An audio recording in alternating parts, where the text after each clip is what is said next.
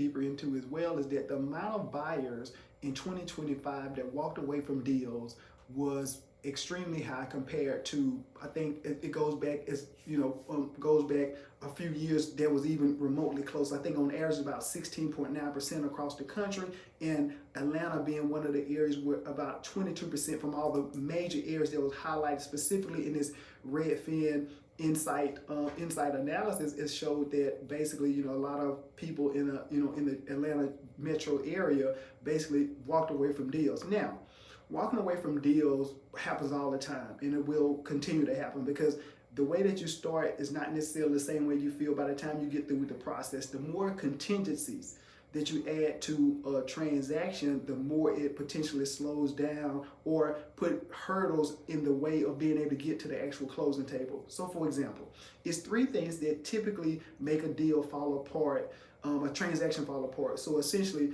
as a buyer, you go out, take a look at some homes, you write a contract. In the contract, you're going to say if you get using financing, from a bank or a hard money lender or any degree of financing, you're going to actually have a financing contingency, because if you're relying on a third party in order to give you the money, if the money doesn't show up, then you can't buy the house. So there's a contingency that has to stay in place all the way through to the closing table. And that's one of the reasons that home sellers would prefer, in most cases, cash buyers over a finance buyer, because the cash buyer is saying that I got the cash already, I don't need this particular contingency. Now, oftentimes, I would say 9 times out of 10, I've seen it very few times where you didn't have to have an appraisal. So if you're going to get financing, then the appraisal aspect is something else that you're going to need, that's going to be in place, is going to be a requirement for you to put on the contract when you're trying to purchase a house. So now you got a financing contingency. Then because you're using financing, the lender is saying, listen, I'm going to loan you this money,